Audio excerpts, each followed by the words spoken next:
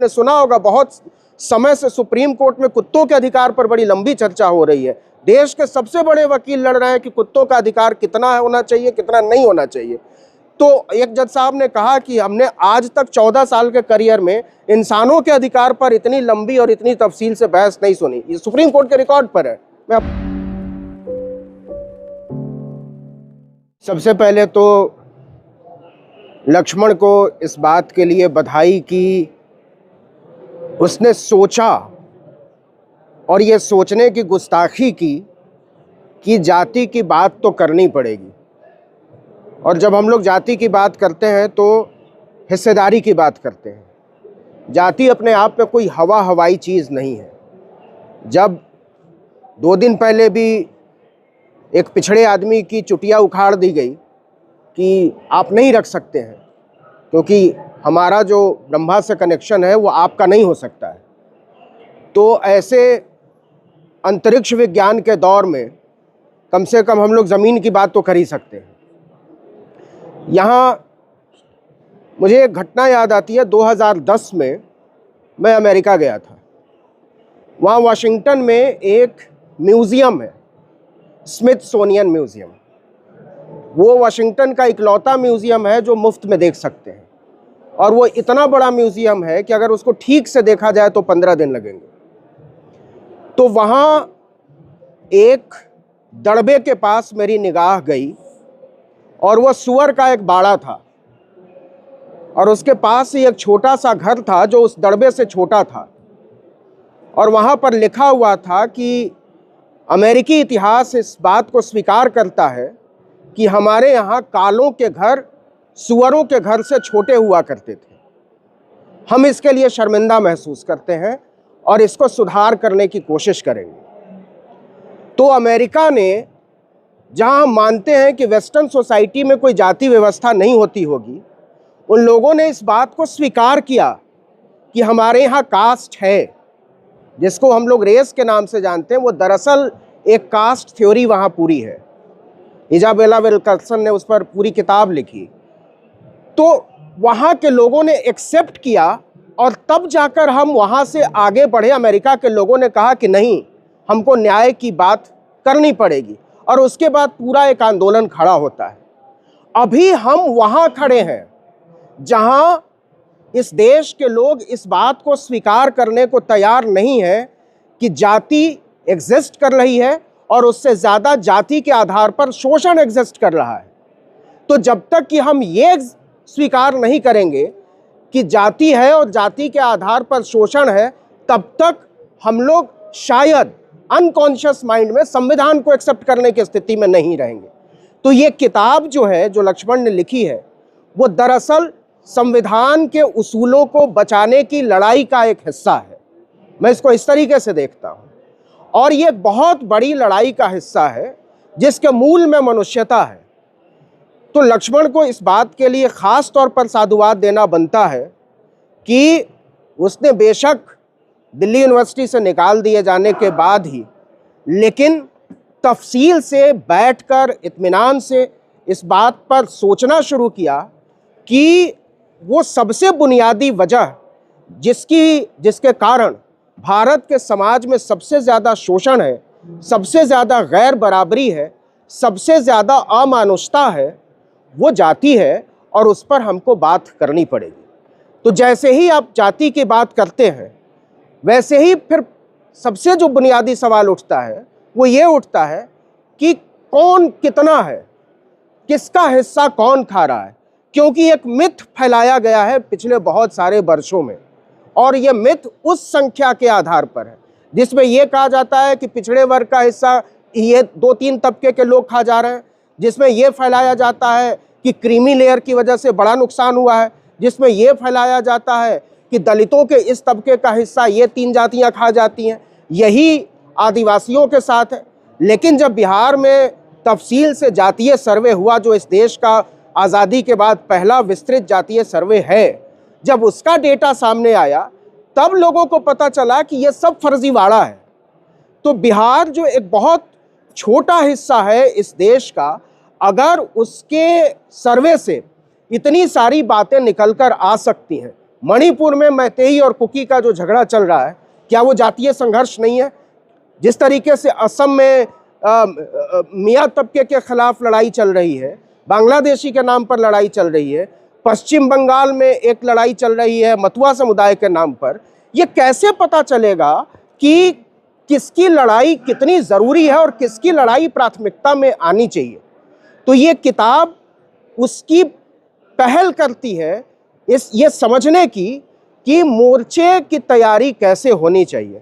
तो ये किताब मेरे ख्याल में न केवल छात्रों को पढ़नी चाहिए, न केवल सामाजिक न्याय के लोगों को पढ़नी चाहिए, बल्कि जो लोग पॉलिसी फ्रेमवर्क बनाते हैं, जो लोग नीति निर्माण करते हैं, उनको ख़ास तौर पर इन किताबों पर और इस किताब पर गौर करना चाहिए कि कैसे सोच रहे हैं इस देश के वो लोग जिनको लगता है कि उनकी आवाज़ पहुंचती ही नहीं है। मैं तो मीडिया का स्टूडेंट हूं, बहुत साल मैंने टेलीविज़न में काम किया और एक आध को छोड़कर देश का कोई ऐसा बड़ा हिंदी का टेलीविज़न चैनल नहीं है जहां मैंने काम ना किया हो। और वहां मुझे ये कहने में कोई हिचक नहीं है कि टेलीविज़न के जो चैनल हैं वो जातीय गिरोह हैं, वो गिरोह की तरह काम करते हैं, वो न्यूज़ मीडियम की तरह काम ही नहीं करते हैं। तो अब ये समझ में तो आए कि अगर हिस्सेदारी की बात होगी और जब हिस्सेदारी की बात होगी तो समझदारी की बात होगी। बिना आप ये उम्मीद कर रहे हैं कि बिना हिस्सेदारी की बात किए आप समझदारी की बात कर लें, तो ये होने वाला नहीं है। तो ये जाति जनगणना नाम की जो किताब है, इसमें वो बारीकियां तो हैं ही जिनसे हमको ये समझ बनाने में मदद मिलती है कि पेंच कहाँ है, वो मिथ, वो भ्रम क्या फैलाए गए हैं। अली अनवर साहब ने लिखी थी किताब पसमानदा महाज पर, और उसको जाति से जोड़ते हुए, वो अपने आप में एक बहुत इम्पॉर्टेंट कंट्रीब्यूशन था। और उसके बाद ये जाति जनगणना जो एक विस्तृत फलक पर बात करती है, तो कम से कम जो अच्छी बात है वो ये है कि खुलकर बात हो रही है। लेकिन इससे पहले तो हम लोग यही समझते थे कि जाति जनगणना का मतलब कुछ जातीय समारोह और जातीय सम्मेलन होते हैं, और उसके आधार पर हम मान लेते थे कि ऐसे ऐसे गिनती हो जाती थी, सम्मेलन में लोग गिनती कर लेते थे और जो जितना बता देता था उतनी गिनती हो जाती थी। बिहार में जब जातीय सर्वे हुआ तो पता चला कि किसकी वास्तविक कितनी तादाद है, और इससे आप देखिए कि बहुत ज़्यादा फर्क पड़ा। उसका पॉलिटिकल कल्मिनेशन बहुत भयानक ढंग से हुआ। उत्तर प्रदेश में जिस दिन हो जाएगा, मध्य प्रदेश में जिस दिन हो जाएगा, राजस्थान में जिस दिन हो जाएगा, उस दिन समझिए कि लाल कालीन के नीचे से जो बजबजाहट निकलेगी उसका सामना करने के लिए हम लोग तैयार हैं कि नहीं, मेरी चिंता ये भी है। तो लक्ष्मण ने बहुत हिम्मत करके, बहुत साफगोई के साथ, बहुत समझदारी के साथ और एक इंटेलेक्चुअल डेटा इनपुट के साथ एक मुकम्मल किताब लिखी है। इस किताब को पढ़ा जाना चाहिए, समझा जाना चाहिए और इस पर बहस की जानी चाहिए। गांव में, चौराहों पर, लोगों के बीच, आम जनों के बीच जो एक सबसे बड़ा भ्रम है जाति जनगणना की जब हम लोग बात करते हैं, वो उसमें ये कहा जाता है कि जाति जनगणना की बात करने वाले लोग दरअसल कुछ जातियों के विरोधी हैं। ये निहायत बकवास बात है। इससे झूठी, इससे फर्जी, इससे मनगढ़ंत बात कोई हो नहीं सकती। हम केवल इतना कह रहे हैं कि अगर सचमुच में हम लोग मानवता के पक्ष में खड़े हैं, हम लोग बराबरी के पक्ष में खड़े हैं, हम लोग न्याय के पक्ष में खड़े हैं, हम लोग संविधान की व्यवस्था के पक्ष में खड़े हैं, तो उसकी सबसे बड़ी ज़रूरत है कि गिनती करो। इस देश में अगर गाय की गिनती हो सकती है, भेड़ों की गिनती हो सकती है। अभी 2 साल पहले पता चला कि हाथियों की संख्या कम हो गई है, उसको लेकर बहुत बवाल मचा। चीतों की संख्या की जब गिनती हुई तो पता चला नामीबिया से चीते मंगाए गए बढ़ाने के लिए। तो हमारी चिंता ये है कि किस जानवर की संख्या कम हो जा रही है और कैसे उसको बढ़ाया जाना चाहिए, और उसके अधिकार पर बात हो रही है। आपने सुना होगा बहुत समय से सुप्रीम कोर्ट में कुत्तों के अधिकार पर बड़ी लंबी चर्चा हो रही है। देश के सबसे बड़े वकील लड़ रहे हैं कि कुत्तों का अधिकार कितना होना चाहिए, कितना नहीं होना चाहिए। तो एक जज साहब ने कहा कि हमने आज तक 14 साल के करियर में इंसानों के अधिकार पर इतनी लंबी और इतनी तफसील से बहस नहीं सुनी। ये सुप्रीम कोर्ट के रिकॉर्ड पर है, मैं अपनी मनगढ़ंत बात नहीं कर रहा हूँ।